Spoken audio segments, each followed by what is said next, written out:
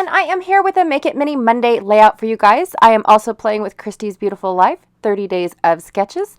This is the sketch that I will be creating with today, and it is by Alma Ross. I'm so sorry. I knew I was going to say that, and I apologize.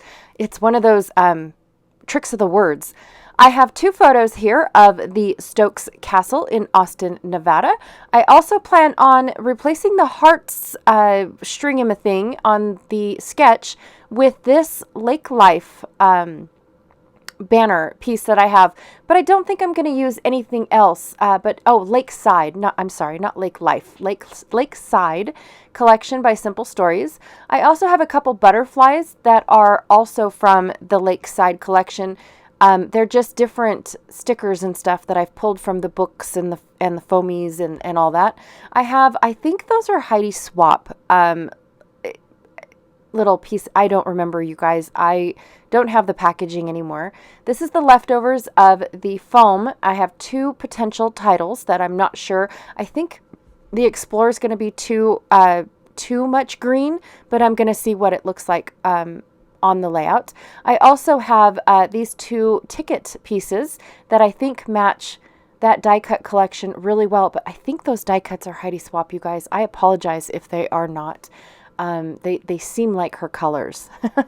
I have a ton of scraps because there's not a lot of paper. There's a little bit of ripping up in the upper right hand corner, and everything else is behind the photo. So that's all I pulled out, is just scraps that I have been using throughout this month. And then I found this cut apart that says The Mountains Are Calling. So I thought that was a potential title as well, or maybe a subtitle. So, and then from Echo Park, Cartabella, I apologize, The Outdoor Adventure.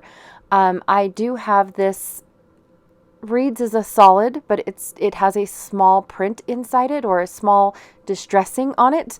So I'm going to use the green side. Also, too, I want to congratulate Mary Brown. She is the winner of my fall and Halloween collection that I had as a giveaway on my last Saturday's video. I went ahead and previewed that, what I was gifting away. And so I drew Mary Brown's name from the comments from that video. So congratulations. Please contact me and give me your address. The box is ready to go. I'm just ready to slap a label on it. Okay, so I decided to put this very small photo. We were driving up to the castle, and I was taking pictures as I could see it. And I just wanted to put one of them in the banner for a little bit of interest, instead of trying to figure out how to get the both photos on. And you know, in all honesty, I didn't really need any of that landscape. It's all the same. There's a sagebrush here and a sagebrush there. All right, from the Vintage Artistry Travel Anywhere collection by 49 and Market, I pulled out these rub-ons because she has little, Alma in her sketch has little X's going across the top and the bottom of the layout. So I went ahead and mimicked that on the layout using these almost like map borders. So I really love using these borders through 49 and Market. I just realized that one of the borders goes up and down instead of going across, and I don't think I would have liked that. So I went ahead and pulled out another one that went across.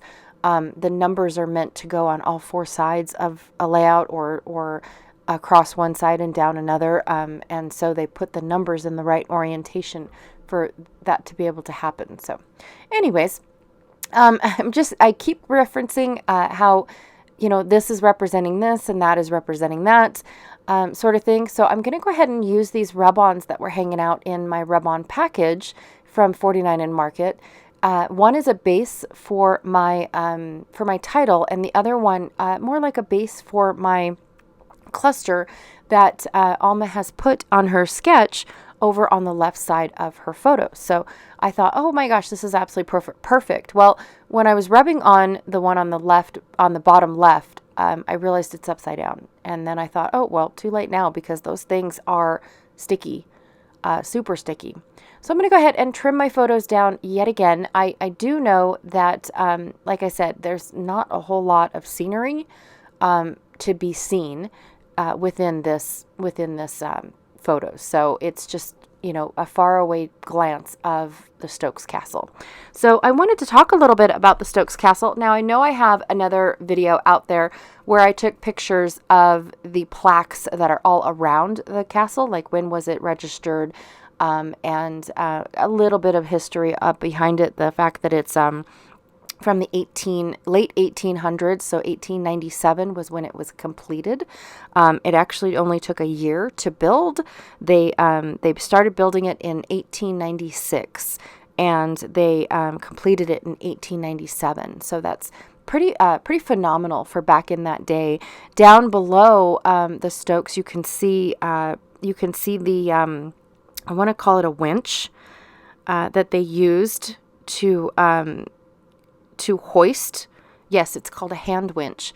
They used that to actually host the handcrafted stone. So this was all native to Nevada, all this stone, and they crafted it all to make the bricks or the blocks for this castle. And so I thought that was pretty cool.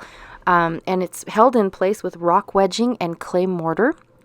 The lower floors are the kitchen and dining area. And then the middle floor was the living area, and the third floor was the bedrooms. And then up on top, it had a battlemented terrace, so they could stand out. The second and third floor used to have balconies, and so when you get close to the building, all you see is the beams that stick out that used to hold the balcony. If you go to the museum in Austin, Nevada, they actually do. Oh, I said Nevada this time. I'm sorry. They actually have pictures back in the, I believe, 50s, where you can see the balcony and still a bit of the terrace, where the terrace is almost gone now. It got neglected. So what happened is the Stokes family only occupied the castle for a short time, and it was only supposed to be a summer home while he owned a mine. So Anson Stokes, it was a mine developer back in the 1800s, and he also mandated a railroad, a section of the railroad, and was a banker. And so he thought that this would be a great summer home when they came and visited Austin in, obviously in the summer. And so it says here that he was inspired by a Roman campagna that he saw in Italy. So he was inspired by that. So started building it and whatnot. And then it said that they came and stayed in June of 1897 with some friends for about a month in the castle.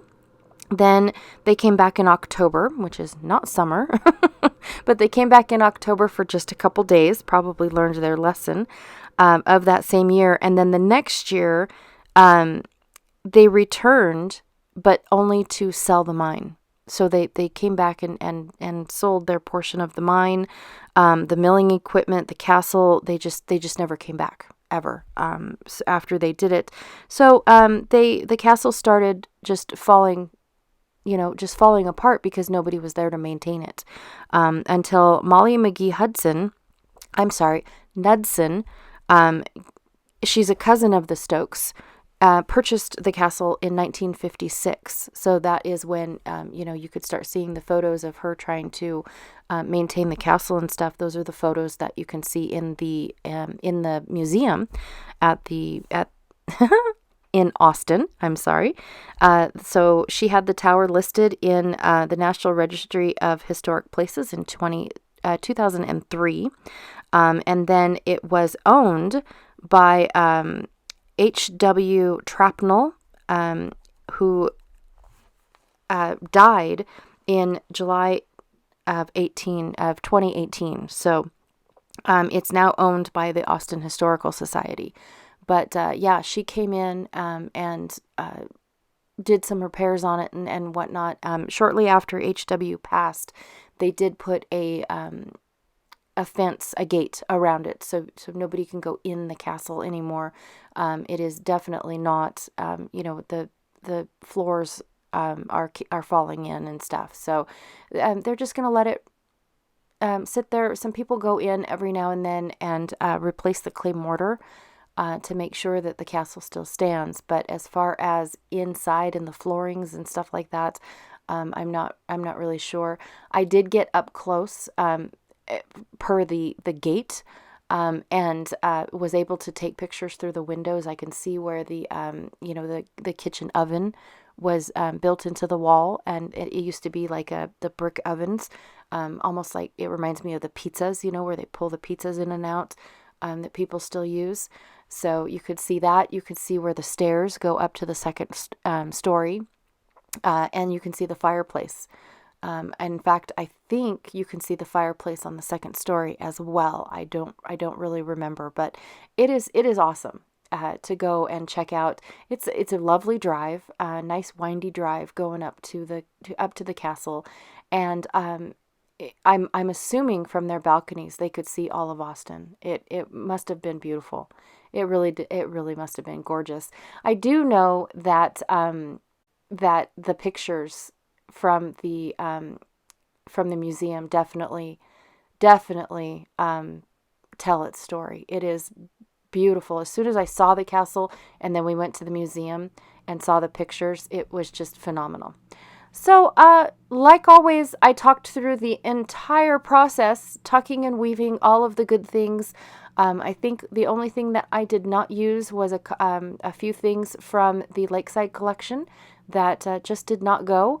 I covered up all things lake because I'm nowhere near a lake, but I do like the addition of the travel rub-ons that I included. I love this light pink that I added, and it helped me combine the Lakeside to all of this, to help tell my story. I really did like it. I did go ahead and include the shoes because it was quite a walk around the castle that we did, and then of course my husband and kids went down to the winch and took pictures and took a look at the winch and all that stuff too. So anyways, Alma, this was an amazing layout. I really had a blast creating it. Be sure to check out Janet Fritz. She plays along with me for Make It Mini Monday. And also too, here's 2 videos to check out of previous Make It Mini Mondays. And I will check y'all later. Thank you. Bye.